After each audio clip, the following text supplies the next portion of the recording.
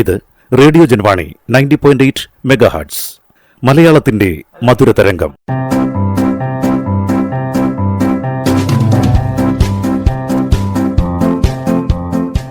ഇപ്പോൾ വാരാന്ത്യ ലോക വൃത്താന്തം കേൾക്കാം. പ്രൊഫസർ ജെ ജേക്കബ് അവതരിപ്പിക്കുന്നു.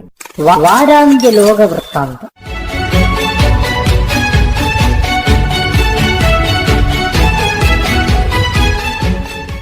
എല്ലാ മാന്യ ശ്രോതാക്കൾക്കും ലോകവൃത്താന്തത്തിലേക്ക് സ്വാഗതം.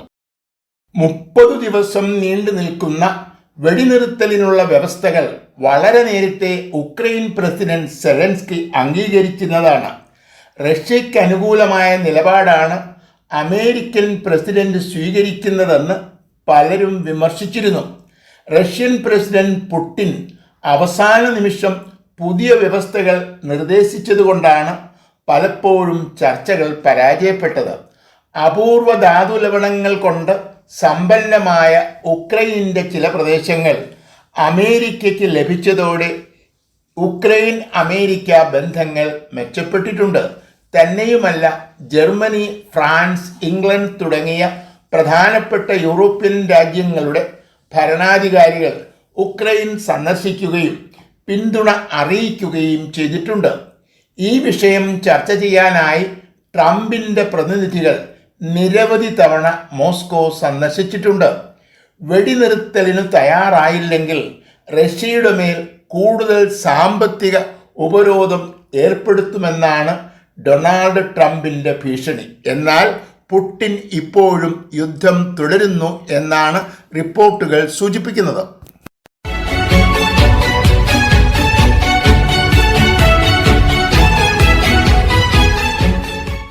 ഒരു പ്രകോപനവും കൂടാതെ അതിർത്തി ലംഘിക്കുകയും നിരായുധരായ 26 പേരെ വധിക്കുകയും ചെയ്ത തീവ്രവാദികൾക്കെതിരെ നടപടി സ്വീകരിക്കാതിരിക്കാൻ ഇന്ത്യക്കെന്നല്ല ഒരു പരമാധികാര രാഷ്ട്രത്തിനും കഴിയില്ല. ആക്രമണം തീവ്രവാദത്തിനെതിരെയാണെന്നും തുടരാൻ താൽപ്പര്യമില്ലെന്നും ഭാരതം നേരത്തെ വ്യക്തമാക്കിയിരുന്നതാണ്. എന്നാൽ ഇത് അവഗണിച്ച് ഇന്ത്യക്കെതിരെ പാകിസ്ഥാൻ ആക്രമണം തുടർന്നതുകൊണ്ടാണ് ഇന്ത്യക്ക് തിരിച്ചടിക്കേണ്ടി വന്നത്. 4 ദിവസം യുദ്ധം തുടർന്നുവെങ്കിലും വെടിനിർത്തലിന് തയ്യാറായത് എല്ലാവരും സ്വാഗതം ചെയ്തിട്ടുണ്ട്. അമേരിക്ക മുൻകൈയെടുത്ത് നടത്തിയ ചർച്ചകളുടെ ഫലമായിട്ടാണ് ഇരു രാജ്യങ്ങളും വെടിനിർത്തലിന് തയ്യാറായത് എന്നാണ് ട്രംപിൻ്റെ അവകാശവാദം. കാശ്മീർ വിഷയത്തിൽ ഒരു വിദേശ രാജ്യങ്ങളുടെയും ഇടപെടൽ അനുവദിക്കില്ല എന്നതാണ് 1948 മുതൽ ഇന്ത്യയുടെ നിലപാട്. ഇന്ത്യയും പാകിസ്ഥാനും തമ്മിലുള്ള ചർച്ചകളെ തുടർന്നാണ് വെടിനിർത്തൽ തീരുമാനം ഉണ്ടായത് എന്ന സന്ദേശമാണ് ഇന്ത്യ നൽകുന്നത്.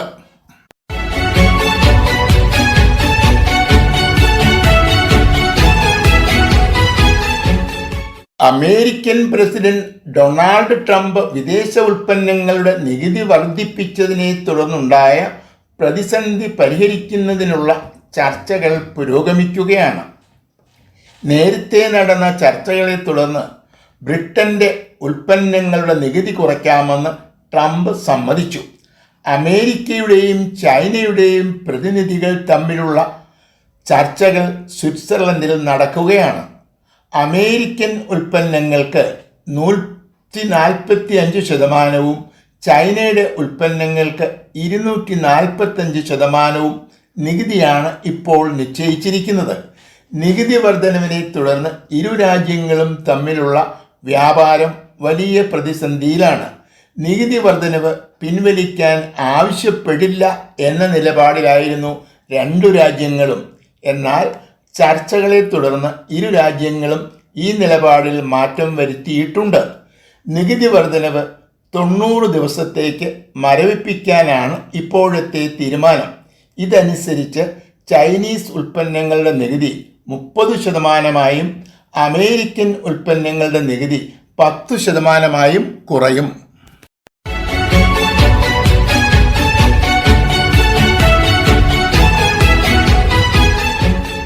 ഇറാനുമായി അമേരിക്ക ഒമാനിൽ വെച്ച് നടത്തിയ 4ാം വട്ട ചർച്ചകൾ ഞായറാഴ്ച അവസാനിച്ചു. 2015 ഇരു രാജ്യങ്ങളും തമ്മിലുണ്ടാക്കിയ കരാറിൽ നിന്നും 2018 ട്രംപ് പിന്മാറിയതിനെ തുടർന്നാണ് ചർച്ചകൾ നിലച്ചുപോയത്. രണ്ടാം പ്രാവശ്യം അധികാരം ലഭിച്ചതിനെ തുടർന്ന് ട്രംപ് മുൻകൈയെടുത്താണ് വീണ്ടും ചർച്ചകൾ ആരംഭിച്ചത്. നേരിട്ടു ചർച്ചകൾ നടത്താനാണ് ട്രംപ് നിർദ്ദേശിച്ചത്. ഇറാന്റെ താൽപ്പര്യമനുസരിച്ച് മധ്യസ്ഥന്മാരാണ് ഇപ്പോൾ ചർച്ച നടത്തുന്നത്. 4 വട്ടം ചർച്ചകൾ നടന്നുവെങ്കിലും ചർച്ചകൾ തുടരാൻ സമ്മതിച്ചത് മാത്രമാണ് നേട്ടം. ആറ്റം ബോംബ് നിർമ്മിക്കാൻ ഇറാനെ അനുവദിക്കില്ല എന്നാണ് അമേരിക്കയുടെ നിലപാട്. അന്താരാഷ്ട്ര ആണവ ഏജൻസിയുടെ നിയന്ത്രണങ്ങൾക്ക് വിധേയമായി പ്രവർത്തിക്കാം എന്നാണ് ഇറാന്റെ വാഗ്ദാനം. എന്നാൽ രണ്ടു രാജ്യങ്ങളും പരസ്പരം വിശ്വസിക്കുന്നില്ല. ഏകപക്ഷീയമായി വ്യവസ്ഥകൾ അടിച്ചേൽപ്പിക്കാനുള്ള അമേരിക്കയുടെ ശ്രമങ്ങൾ അംഗീകരിക്കില്ല എന്നാണ് ഇറാന്റെ നിലപാട്.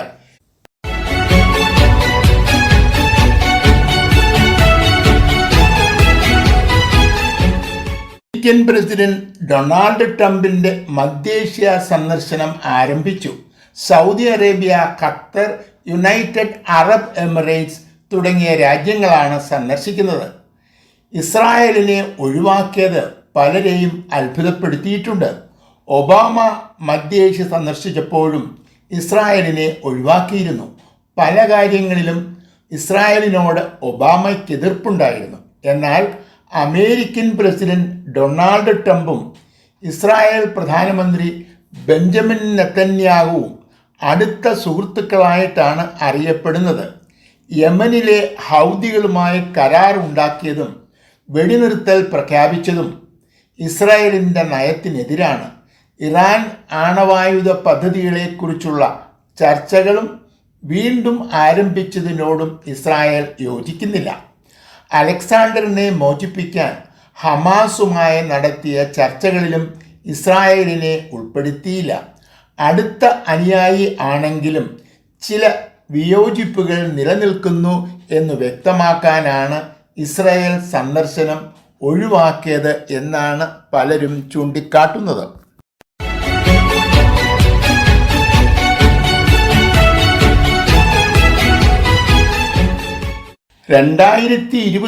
ഒക്ടോബറിൽ ഹമാസ് നടത്തിയ ആക്രമണത്തിൽ 59 പേർ ഇപ്പോഴും ഹമാസിന്റെ പക്കൽ ഉണ്ടെന്നാണ് കണക്കാക്കപ്പെടുന്നത്.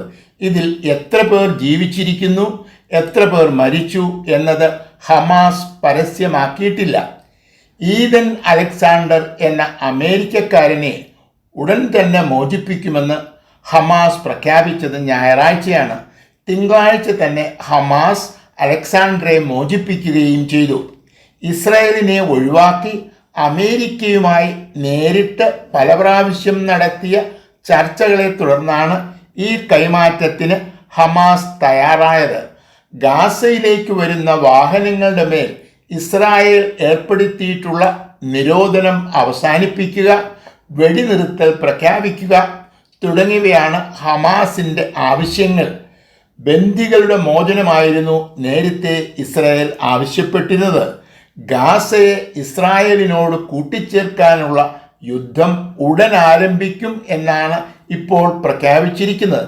ഈ യുദ്ധം ഒഴിവാക്കാനാണ് ഹമാസ് ഈ കൈമാറ്റത്തിന് തയ്യാറായത് എന്നാണ് പൊതുവെയുള്ള വിലയിരുത്തൽ.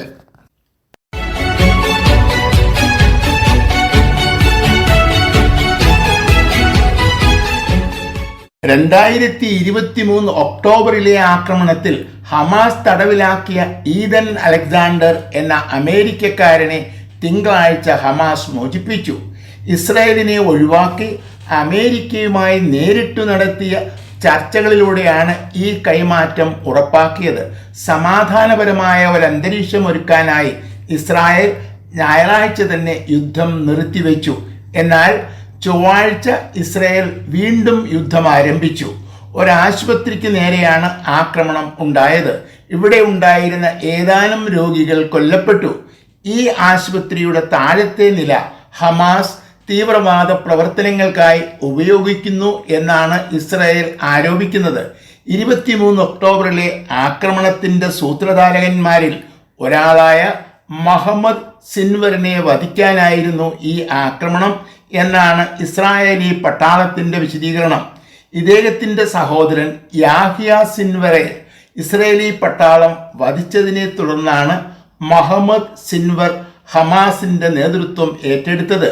യുദ്ധം അവസാനിപ്പിക്കുന്നതിന് ഇദ്ദേഹം എതിരാണ്. ഇദ്ദേഹത്തെ ടാർഗറ്റ് ചെയ്യാനുള്ള മറ്റൊരു കാരണം ഇതാണ്.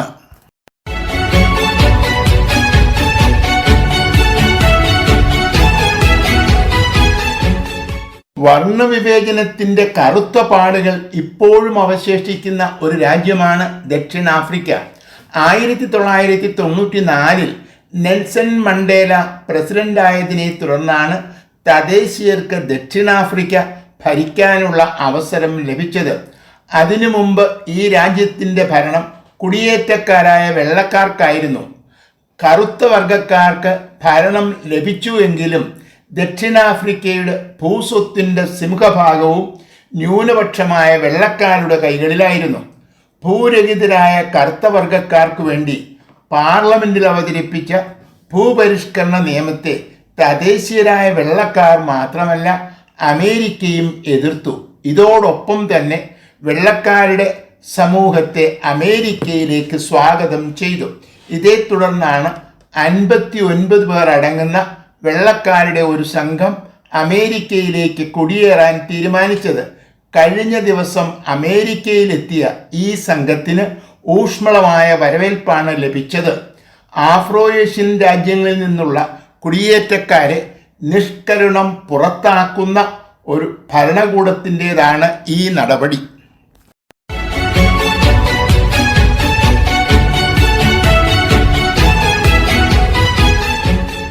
മുപ്പത് ദിവസത്തെ വെടിനിർത്തലിന് തയ്യാറായില്ലെങ്കിൽ റഷ്യയുടെ മേൽ കൂടുതൽ സാമ്പത്തിക ഉപരോധം ഏർപ്പെടുത്തും എന്നാണ് അമേരിക്കയുടെയും സഖ്യകക്ഷികളുടെയും ഭീഷണി. ഉക്രൈൻ പ്രസിഡന്റ് സെലൻസ്കിയുമായി നേരിട്ട് ചർച്ച ചെയ്യാം എന്നാണ് ഈ നിർദ്ദേശത്തോട് റഷ്യൻ പ്രസിഡന്റ് പുടിൻ പ്രതികരിച്ചത്. തുർക്കിയുടെ തലസ്ഥാനമായ ഈസ്താംബൂളിൽ വെച്ച് ചർച്ചകൾ നടത്താനും നിർദ്ദേശിച്ചിട്ടുണ്ട്. സെലൻസ്കി ചർച്ചയ്ക്കുള്ള ക്ഷണം സ്വീകരിച്ചു. പ്രസിഡന്റ് പുടിൻ ഒഴികെയുള്ള റഷ്യയുടെ ഒരു പ്രതിനിധികളുമായി ചർച്ച നടത്തില്ല എന്നും വ്യക്തമാക്കി. ഇതിനിടയിൽ ചർച്ചയിൽ പങ്കെടുക്കാൻ അമേരിക്കയുടെ പ്രസിഡന്റ് ഡൊണാൾഡ് ട്രംപും താൽപ്പര്യം പ്രകടിപ്പിച്ചിട്ടുണ്ട്. പുടിൻ്റെയും ട്രംപിൻ്റെയും പങ്കാളിത്തം ഇതുവരെ സ്ഥിരീകരിച്ചിട്ടില്ല.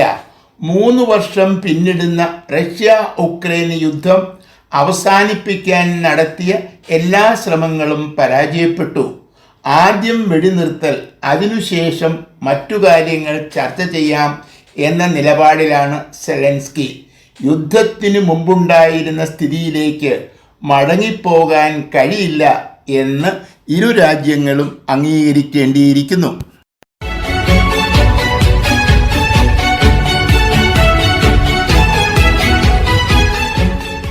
ഓപ്പറേഷൻ സിന്ദൂരിനു ശേഷം നമ്മുടെ പ്രധാനമന്ത്രി നടത്തിയ വാർത്താ സമ്മേളനത്തിൽ വെടിനിർത്തലിനുള്ള തീരുമാനത്തിൽ മറ്റൊരു രാജ്യത്തിനും പങ്കില്ല എന്ന് അസന്നിഗ്ധമായി പ്രഖ്യാപിച്ചു. തൻ്റെ ഇടപെടലാണ് വെടിനിർത്തലിനു കാരണം എന്ന ട്രംപിൻ്റെ അവകാശവാദത്തെ പൂർണ്ണമായും നിരാകരിക്കുന്നതാണ് ഈ പ്രഖ്യാപനം. ഇന്ത്യയും പാകിസ്ഥാനുമായുള്ള വ്യാപാരങ്ങളിൽ കുറവ് വരുത്തും എന്ന് ഭീഷണിപ്പെടുത്തിയത് കൊണ്ടാണ് ഇരു രാജ്യങ്ങളും വെടിനിർത്തലിന് തയ്യാറായത് എന്നാണ് ട്രംപിൻ്റെ അവകാശവാദം. ഓപ്പറേഷൻ സിന്ദൂർ നടക്കുമ്പോൾ വ്യാപാരത്തെക്കുറിച്ച് ഒരു ചർച്ചയും നടന്നിട്ടില്ല എന്ന് ഔദ്യോഗികമായി ഇന്ത്യ വെളിപ്പെടുത്തിയതോടെ ഈ അവകാശവാദവും പൊളിഞ്ഞു. ഓപ്പറേഷൻ സിന്ദൂറിൻ്റെ തലേ ദിവസം ഇത് ഇന്ത്യയും പാകിസ്ഥാനും തമ്മിലുള്ള വിഷയമാണെന്നും ഇടപെടില്ല എന്നുമായിരുന്നു അമേരിക്കയുടെ നിലപാട്. ഒരു ദിവസം കഴിഞ്ഞപ്പോൾ നിലപാട് എന്തുകൊണ്ട് മാറ്റി എന്ന് വിശദീകരിക്കാൻ ഇതുവരെ അമേരിക്കൻ പ്രസിഡന്റിന് കഴിഞ്ഞിട്ടില്ല. അമേരിക്ക നികുതി വർദ്ധിപ്പിച്ചതിനെതിരെ ഇതുവരെ പ്രതികരിക്കാതിരുന്ന ഇന്ത്യ കഴിഞ്ഞ ദിവസം അമേരിക്കയുടെ ഉൽപ്പന്നങ്ങളുടെ നികുതി വർദ്ധിപ്പിക്കാൻ തീരുമാനിച്ചു. വാരാന്ത്യ ലോക വൃത്താന്തം.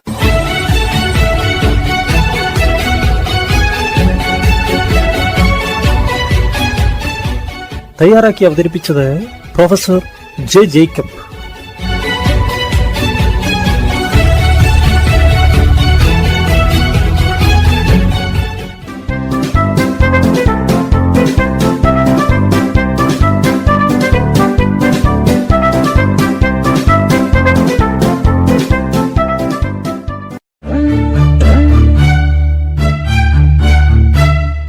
നിങ്ങൾ കേട്ടുകൊണ്ടിരിക്കുന്നത് ജൻവാണി 90.8 കമ്മ്യൂണിറ്റി FM.